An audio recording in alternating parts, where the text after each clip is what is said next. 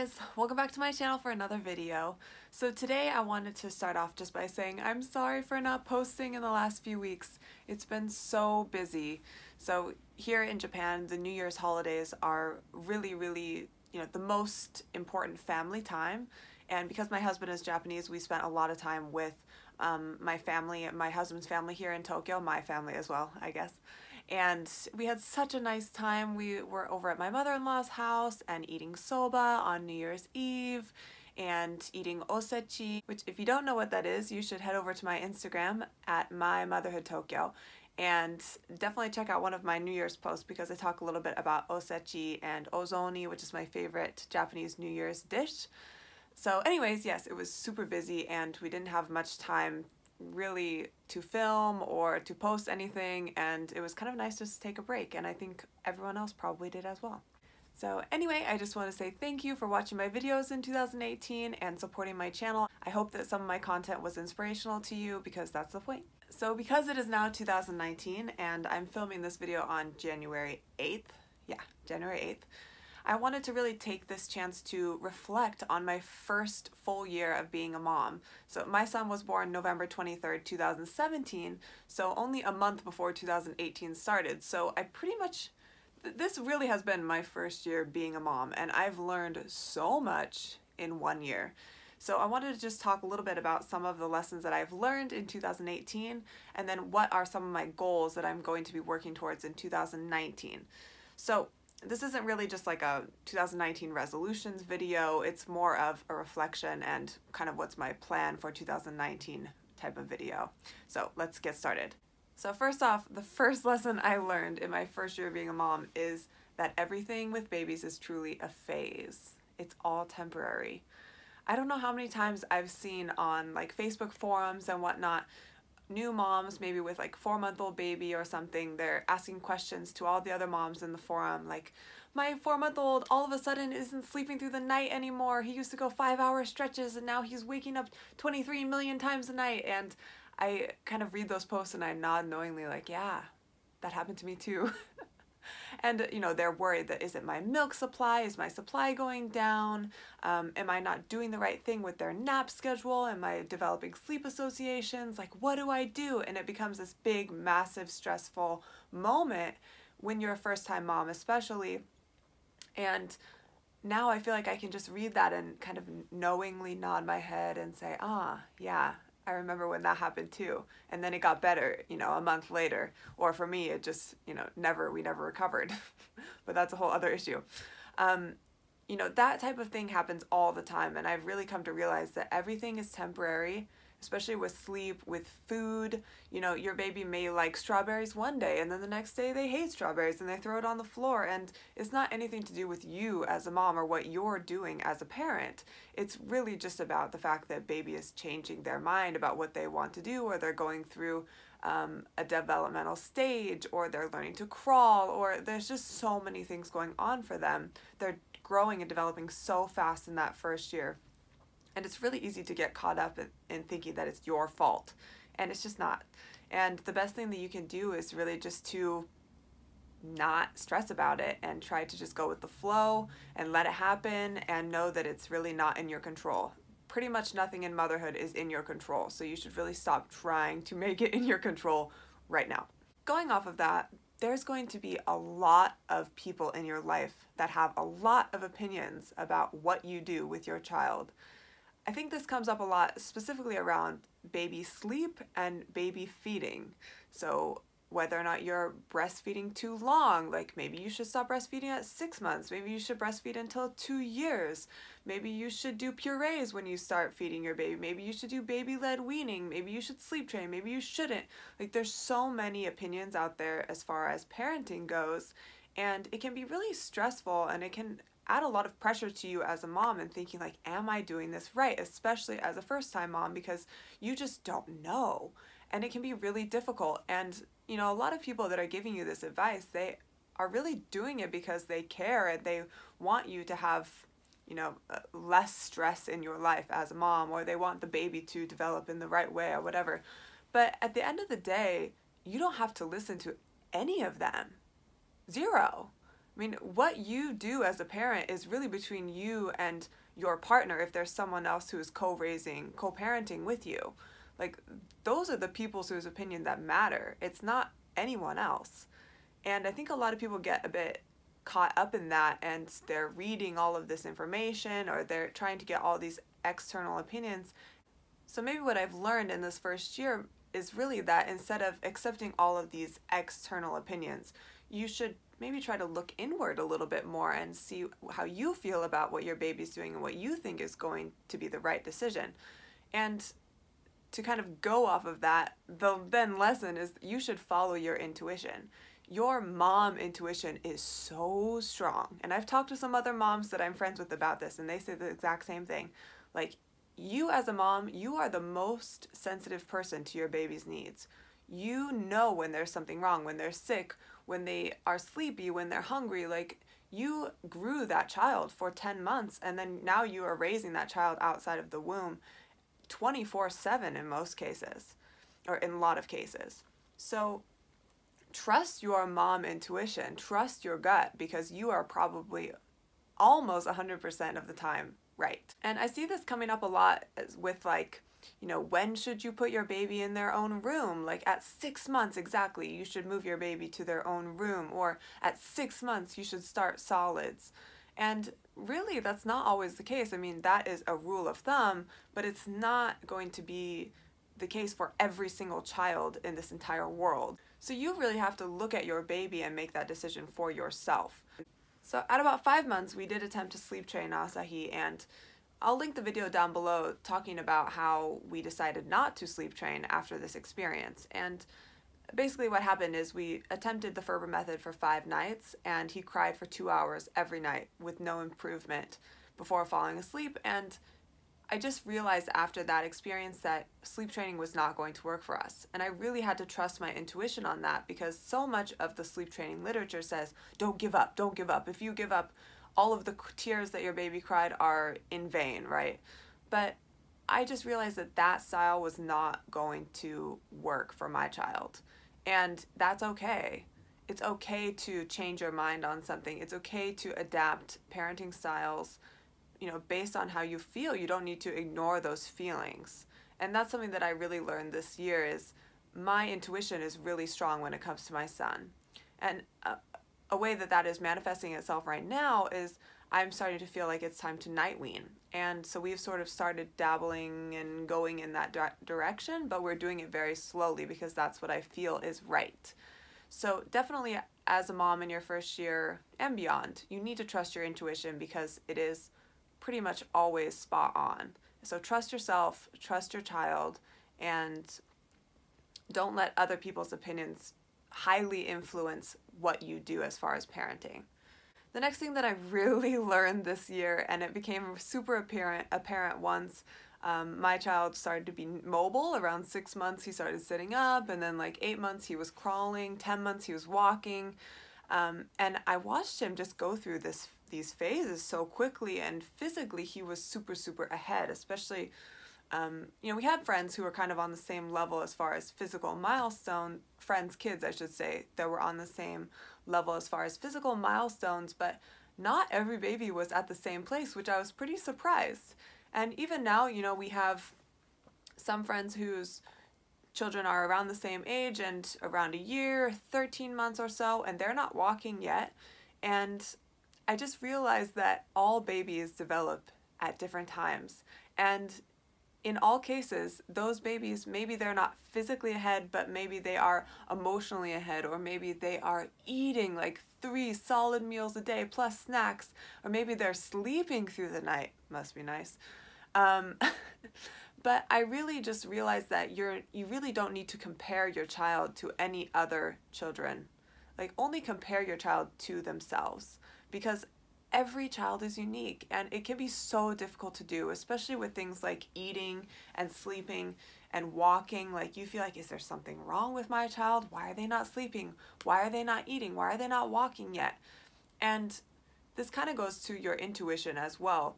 I really learned that it's just best to relax and to not worry about it, not compare your child to anyone else, because it only adds to the stress. Like, motherhood is already stressful. Why do we make it even more stressful by comparing our children to other people's children? So that is something I really want to encourage you to do in your first year, is just to relax, try not to stress. You know, you will know if something is actually wrong with your child. Like, otherwise, you just need to let them grow as they will grow, and everything's going to come out in the end. Anyway, that's pretty much it as far as that topic goes. And the last thing that I really want to talk about is something that I hear pretty much every day, especially on social media, is people encouraging moms to take time for themselves. Like, you can't pour from an empty cup. You need to go take time to do whatever makes you relax. Go to a cafe, get your nails done, go shopping, go on a date with your husband. And honestly, that first year, I mean, there were times, yeah, I needed a little bit of that, but I was okay being in the motherhood bubble.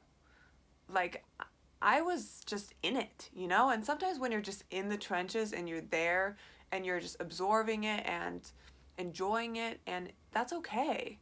You don't have to feel this pressure to, like, give your baby to a babysitter if you're not comfortable with it, or, you know, to go on an overnight trip with your friends or something when you don't feel that your baby or you are ready. Like, listen to your intuition.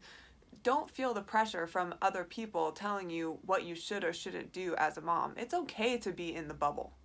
And honestly, for the whole first year, I was in the bubble, and that was fine. And then I really started to feel around 13 months, I think, when Asahi was 13 months, so fairly recently, in the last few weeks or so, that I was ready to kind of venture out of the motherhood bubble a little bit. I wanted to get a little bit into music again. I wanted to maybe go on a date with my husband. I wanted to, you know, spend a little bit more time on self-care, and that's okay too. And you're going to know when the time is right for you. So don't feel like you need to jump right into their, you know, 6 weeks postpartum. I need to be, like, you know, taking care of myself, whatever that means. I mean, taking care of yourself can also mean being just a mom. Like, that is fine too. So anyway, I think that that's a good segue into the next part of this video, where I want to talk about what my goals are for 2019. And I have a few of them, and I posted a few of them on my Instagram. So you can go to my Instagram and check out that photo. So I have some goals, and a lot of them are around self-care, and a lot of them are around not regaining my sense of self, but maybe just reconnecting with parts of myself that I have not been connecting with in this last year. And I'm not saying that's a bad thing. I just haven't really had the time or the energy to connect with them. So I'm hoping in 2019, if I focus on them, I'll be able to sort of reconnect with some parts of myself that I haven't visited in a long time. So the first thing that I want to do in 2019 is to listen to more music. So for a long time in my life, I've always listened to music. I listened to so many different types of music. When I lived in the US, I went to so many concerts and festivals, and that was a huge part of my life, especially in college. And so I really want to kind of regain that sense of passion. I want to regain that passion for music. And for me, that means listening to more music at home, because when we're out and about, I mean, I'm not wearing headphones when I'm with my son, which is what I would have normally done. Out when I'm on the train or when I'm walking, I would just have headphones in. But when you have a baby, you want to be paying attention to them, right? So definitely at home, I want to listen to more music. And I think that that's beneficial for Asahi as well, because he'll get to listen to more music too and be exposed to more genres. So I'm excited about that. And the way that I'm going to do that is to not watch as much YouTube at home. I tend to kind of let YouTube play in the background, and I realized, you know, that's fine. I like watching YouTube as well, but I could also just turn on music and maybe do that for part of the time too. So that's one of my goals for 2019. The next goal is to read for 15 minutes before bed every single night. And this has already been difficult because sometimes I'm just so tired and I don't really feel like reading, but I really want to try to get through some of the books in my bookshelf and, you know, read even some parenting books, maybe some novels. Like, I want to get back into reading because that used to be a big part of my life as well. So I figured 15 minutes a night was a more achievable goal than like 30 minutes or an hour. So I want to try to attempt that in 2019. And the next thing is a workout goal. So I do want to try to do 3 workouts a week, and whether that be yoga, whether that be Pilates, or maybe even going on a run. Whoa.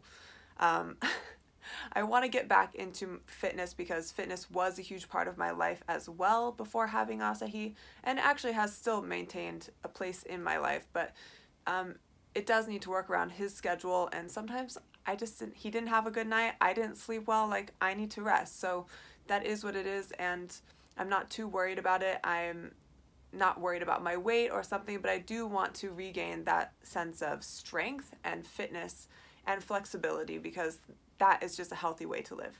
The next thing I want to do is to help relieve stress when it comes to cooking dinner is to meal plan on Sundays, and I'm horrible at this. So bad. Like I'm not good at meal planning, but I feel like it really helps me when I actually do it, because then I don't need to sit there every single night at 4 p.m. when he wakes up from his nap thinking like, what am I gonna make for dinner? Like, please comment below if you're with me on this. Like, I do not know what to do as far as meal planning. And actually, if you have any tips for meal planning or resources for me, please leave them down below, because I have no idea. But I really want to try to meal plan every single Sunday, and I actually tried this last week, and I actually talked to my husband while I was doing that, and I realized that's a perfect way to do it, because he has ideas and I have ideas, and I don't need to sit there and come up with all the ideas every single week for as far as cooking dinner. So and by the way, he does cook on the weekends, so I'm just talking about Monday through Friday. So that is something that I want to do in 2019 to help make my life easier. So just spending that little time on Sunday meal planning makes the rest of my week so much less stressful. And kind of going on with that as far as stress relief is I want to try to get a lot of my chores done before I put Asahi to bed at night. So a lot of times in the evening I'll put him to bed, and then maybe I have some cooking left to do, or cleaning, or laundry. And if I can really limit that to just the dinner dishes in the night, I think that would help free up my evenings a lot more. So that's something that I really want to work on this year as well. The other thing I want to do is attend 1 live music event. I feel like that's achievable. I just want to attend 1, and I'm not sure which one we're going to try to go for this year. Maybe Summer Sonic, that's in Tokyo, I think Osaka as well. Or maybe just go to, or maybe just go out to a smaller concert at a smaller venue here in Tokyo, but I want to attend 1 live music event this year because I really miss it. And lastly, I want to have a date night with my husband. And actually, I'm happy to say we already achieved this. So over the New Year's holiday, we were able to go on a date to a local Italian restaurant that's close to my mother-in-law's house, and she was able to take care of Asahi so we could have that little date. So I've already achieved this goal, so I'm hoping to do even more dates with my husband this year. I think it's really important for us to reconnect and just have it be us two. And that's not something we've been able to do very much in 2018. So I'm hoping to do that. And you know what? I think that's about it. Those are kind of my goals, and I made sure to make them achievable, because if there's anything I know about goal setting, it's that if you don't make it achievable, then it just seems disappointing when you can't get it. So I think that these are all achievable goals for me in 2019, and I'm excited to start working on them. And I'm excited to sort of, like I said before, reconnect with my former self and spend a little bit more time on more parts of me besides being a mom, because I think setting an example for Asahi as far as what it means to be a balanced person is really important. And just because I'm his mom doesn't mean I need to be only a mom. I think it's important to be inspiring to your children too, and part of that is having more varied interests and things that you can share with them. So those are my goals for 2019 and some of my reflections on my first year of being a mom. Let me know in the comments what your reflections are as far as being a mom or a parent in the first year, and what you're going to work on in 2019. I would love to know. And if you are not following me on Instagram, please do. It's at @mymotherhoodtokyo. And I also am posting on my website, mymotherhoodtokyo.com. So please check out my content there. And I think that that's about it for this video. So I think it's a little bit long, sorry. But thank you so much for watching, and I'll see you in my next one. Bye!